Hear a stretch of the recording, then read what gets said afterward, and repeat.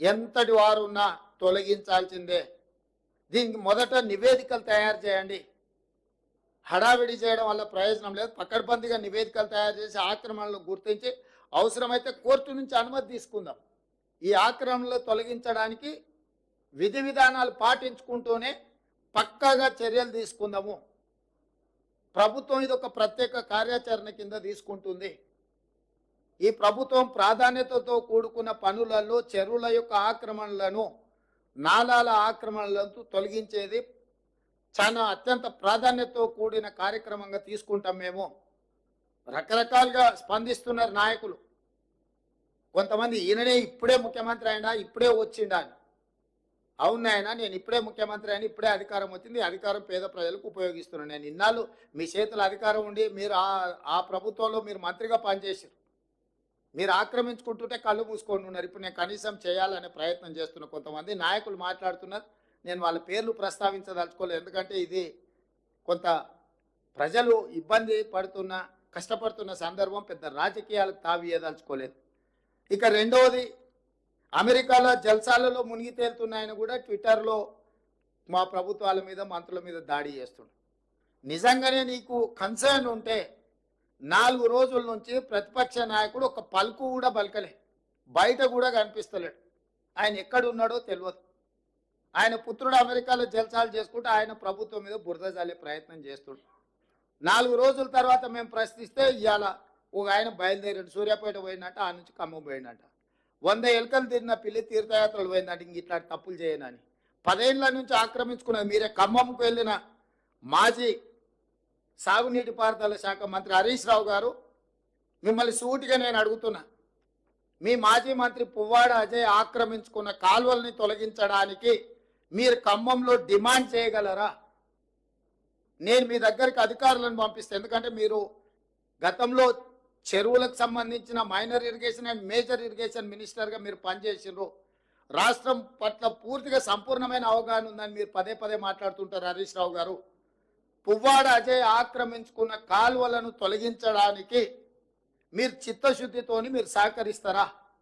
ఈ ఒక్క ప్రశ్నకు సమాధానం చెప్పిన తర్వాత ఇక ప్రభుత్వం ఈ వర్షంలో బాధ్యతాయుతంగా వ్యవహరించిందా, వ్యవహరించలేదా ప్రజలు తెలుస్తారు. మేము బాధ్యతాయుతంగా వ్యవహరించకపోతే ప్రజల దగ్గరికి మేము వెళ్ళగలిగే వాళ్ళం కాదు. ప్రతి క్షణం మా మంత్రులు కార్యాచరణ స్థానికంగా ఉన్నారు. స్టేట్ అంతా సమన్వయం చేసుకొని అధికారులకు ఆదేశాలు ఇచ్చి ఒక స్పష్టమైన నిర్దిష్టమైన కార్యాచరణతో నేను బయలుదేరి 2 రోజుల నుంచి ప్రజలలో తిరుగుతున్నా. ఇది మా ప్రభుత్వం యొక్క చిత్తశుద్ధి. 10 సంవత్సరాలు మీరు అధికారంలో ఉన్నారు. ఏ రోజైనా చంద్రశేఖరరావు గారు వరదలు వచ్చినా, ప్రమాదాలలో ప్రజలు చనిపోయినా ఒక్క రోజైనా పరామర్శించడానికి వారు బయటకు వచ్చిండ్రా? ఒక్క రోజైనా ఆ కుటుంబాల దగ్గరికి చంద్రశేఖరరావు గారు వెళ్ళిండ్రా? మీ దగ్గర రికార్డు ఉంటే తీయండి. 2014 నుంచి 2024 జనవరి వరకు చాలాసార్లు వర్షాలు, వరదలు, ప్రజలు చనిపోవడం, ప్రమాదాలు జరగడం మనం కళ్ళతో చూసినాం. చంద్రశేఖరరావు వరదలు వచ్చినప్పుడు ఏ ప్రజల దగ్గరికి వెళ్ళిండో ఒక్క ఆధారం చూపించండి. మాసాయిపేటలో రైలు కింద వాడి స్కూల్ పిల్లలు 30-40 మంది చచ్చిపోతే ఆయన సొంత నియోజకవర్గం. పసిపిల్లలు చచ్చిపోతే కూడా ఆ కుటుంబాలను పరామర్శించడానికి ఓలే. ఔటర్ రింగ్ రోడ్ దగ్గర ఒక వెటర్నరీ డాక్టర్ని ముష్కర్లు ఎత్తుకెళ్ళి బ్రూటల్లీ రేప్ అండ్ మర్డర్ చేస్తే కూడా ఆ కుటుంబాన్ని పరామర్శించడానికి ఓలే. మానవత్వం లేని వ్యక్తిగా 10 సంవత్సరాలు ప్రభుత్వాన్ని నడిపిన మీరు ఈరోజు ప్రజలలో ఉన్న మమ్మల్ని ప్రతి క్షణం ప్రభుత్వం అప్రమత్తంగా ఉండి పనిచేస్తుంది. ఇవాళ పక్క రాష్ట్రంలో, మన రాష్ట్రంలో కృష్ణా జిల్లా, ఖమ్మం జిల్లా కౌలపిల్లలాగా ఉంటాయి పక్కన పక్కన. ఒకే రకమైన వర్షము, ఒకే రకమైన పరిస్థితులు ఉంటే అవతలెంత జరిగింది నష్టం, యువతలెంత జరిగిందో ఒక అంచనా వేయండి. ఈ ప్రభుత్వం అప్రమత్తంగా ఉందో లేదో.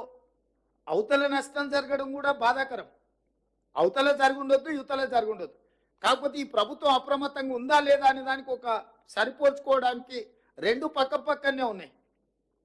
మీరే చెప్తారు అవతల రాష్ట్ర ముఖ్యమంత్రి గారు అప్రమత్తంగా ఉన్నారు. సంతోషం, మంచిది. వారి అనుభవంతో అప్రమత్తంగా ఉండి ఆ జిల్లాను, ఆ రాష్ట్రాన్ని ఆదుకోవడానికి ప్రయత్నం చేశారు. అదే సందర్భంలో ఈ రాష్ట్ర ముఖ్యమంత్రి కూడా 24 గంటలు కంటిన్యూస్గా 30 తారీఖు నుంచి ఈ రోజు వరకు కంటిన్యూస్గా పర్యవేక్షిస్తూనే ఉన్నాం, చర్యలు తీసుకుంటూనే ఉన్నాం. రెండింటిని పోల్చి చూడండి. మరి అవతల రాష్ట్రంలో ప్రతిపక్ష నాయకుడు లేకపోతే మా నాయకురాలు షర్మిల గారు ప్రజలకి వెళ్ళి కష్టపడ్డోళ్ళ దగ్గర, ఇక్కడ ఉన్న ప్రతిపక్ష నాయకుడు ఎక్కడున్నాడు? అసలు ఉన్నాడా? ఎందుకు కనిపిస్తలేడు? ఎందుకు మాట్లాడతలేడు ఆయన? ఆయన కొడుకెక్కడ ఉన్నాడు? అమెరికాలో లేడా? అమెరికాలో జల్సాలు చేయట్లేదా?